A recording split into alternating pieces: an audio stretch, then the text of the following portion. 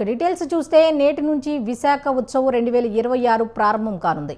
RK బీచ్లో ఉత్సవాలను మంత్రి డోలా శ్రీ బాల వీరాంజనేయ స్వామి ప్రారంభించనున్నారు. జనవరి 31 వరకు విశాఖ ఆర్కే బీచ్లో విశాఖ ఉత్సవం జరగనుంది. ఈ ఉత్సవంలో రోజుకో రకం వేడుకలు నిర్వహించనున్నారు. స్థానిక కళాకారుల కోసం నోవాటెల్ హోటల్ ఎదురుగా ఒక వేదికను సిద్ధం చేశారు. ఇవాళ గాయని సునీత సినిమా సాంగ్స్ పాడి అలరించనున్నారు. రోజు సాయంత్రం 5 గంటల నుంచి రాత్రి 10 గంటల వరకు కార్యక్రమాలు ఉంటాయి. 70 ఫుడ్ స్టాల్స్ ఏర్పాటు చేశారు. ఈ ఉత్సవాల కోసం ఆర్టీసీ రోజు వివిధ ప్రాంతాల నుంచి 14 ప్రత్యేక సర్వీసులు నడపనుంది ప్రభుత్వం.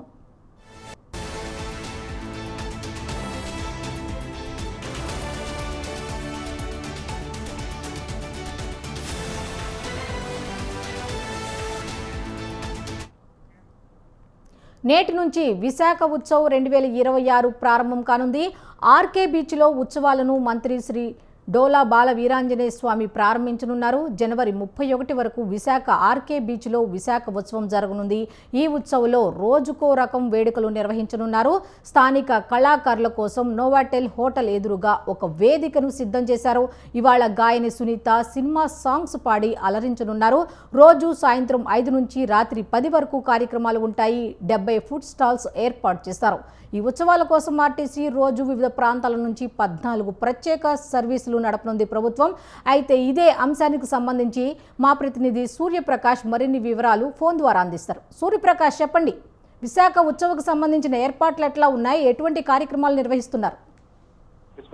విశాఖ నగర్ ఖ్యాతి చాటించే విధంగా అయితే విశాఖ ఉత్సవ్ 2026 అయితే యంత్రాంగం మొత్తం కూడా సిద్ధం చేసింది. పర్యాటక శాఖ ఆధ్వర్యంలో, అలానే జిల్లా అధికారులు మొత్తం కూడా ఇక్కడ విశాఖలో ఈ రోజు నుండి 31వ తారీఖు వరకు, ఈ నెల 31వ తారీఖు వరకు ఈ వేడుకలను ఘనంగా నిర్వహించడానికి అన్ని ఏర్పాట్లు చేసిన పరిస్థితి కనిపిస్తుంది. దీనికి సంబంధించి జిల్లా అధికారులు, కలెక్టర్ హరేంద్ర ప్రసాద్, అలానే జీవీఎంసీ అధికారులు కావచ్చు, జేసీ, వీళ్ళంతా కూడా మొత్తం ఇప్పటికే ఈ రోజుకే అన్ని ఏర్పాట్లు కూడా పూర్తి చేయడమే జరిగింది. సాయంత్రం ఏదైతే 4 గంటల సమయంలో ప్రధాన వేదిక కాళీమాత దేవాలయం ఆలయం ముందు ఆర్కే బీచ్ పరిగణంలో భారీ వేదికను అయితే ఏర్పాటు చేశారు. 42 అడుగుల పైన ఏదైతే ఉంటుందో అంత 42 అడుగుల్లో అయితే ఒక ఎల్సిడి స్క్రీన్ ఏర్పాటు చేయడము, దానికి సంబంధించి మొత్తం అందరినీ కూడా ఆ ప్రాంతానికి వచ్చేందుకు ఆకర్షణీయులను చేసేందుకు అన్ని ఏర్పాట్లు అయితే చేశారు. ఈ రోజు సాయంత్రం 5 గంటల సమయంలో జిల్లా ఇన్ఛార్జ్ మంత్రి డివిపి స్వామి, అలానే పర్యాటక శాఖ మంత్రి కందుల దుర్గేష్ అయితే ఈ యొక్క ఉత్సవాలను అయితే ప్రారంభిస్తారు. ఏయూ కన్వెన్షన్ హాల్ నుంచి ప్రత్యేక కార్నివాల్లో, అలానే గాయని సునీతతో అయితే లైవ్ కాన్సర్ట్ అయితే ఏర్పాటు చేశారు. కాళీమాత ఆలయం వద్ద ప్రధాన వేదిక సిద్ధం చేశారు.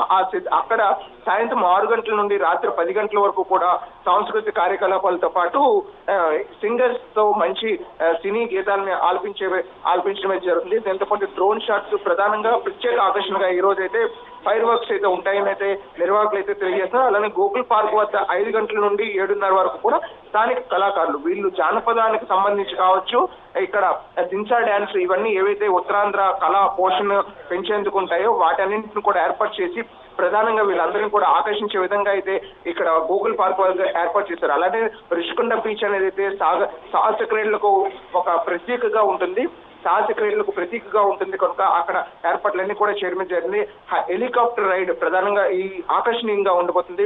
విశాఖ నగరం మొత్తాన్ని కూడా చూసేందుకు వీక్షకులను అబ్బురుపరిచే విధంగా హెలికాప్టర్ రైడ్ ఉంటుందని, అలానే పారా మ్యాటరింగ్ ఈ యొక్క క్రీడలను కూడా అక్కడ ఏర్పాటు చేసి సాహసోపేతంగా వాళ్ళందరూ కూడా ఉత్తేజం చేయడానికి, అలానే స్థానికంగా పర్యాటకంగా అభివృద్ధి చెందేందుకు రిషికొండ బీచ్ అయితే సిద్ధమైందని చెప్పుకోవాలి. అలానే భీమిల్లో 25వ తారీఖున అంటే రేపు సాయంత్రం బోట్ రేసింగ్ ను, అలానే కోస్టల్ స్పోర్ట్స్ బీచ్ రోడ్ లోనే ఈ యొక్క డాన్సెస్ కావచ్చు, అలానే ఫుట్బాల్, కబడ్డీ, వాలీబాల్ ఈ గేమ్స్ ను కూడా అక్కడ ఏర్పాటు చేసి ప్రజల్ని మరింత చైతన్యవంతం చేసేందుకు, అలానే ఈ ఏర్పాట్లన్నింటిని కూడా చేశామని అయితే జిల్లా యంత్రాంగం అయితే తెలియజేస్తుంది. చిన్నారుల కోసం కూడా కొన్ని ఏర్పాట్లు చేశారు.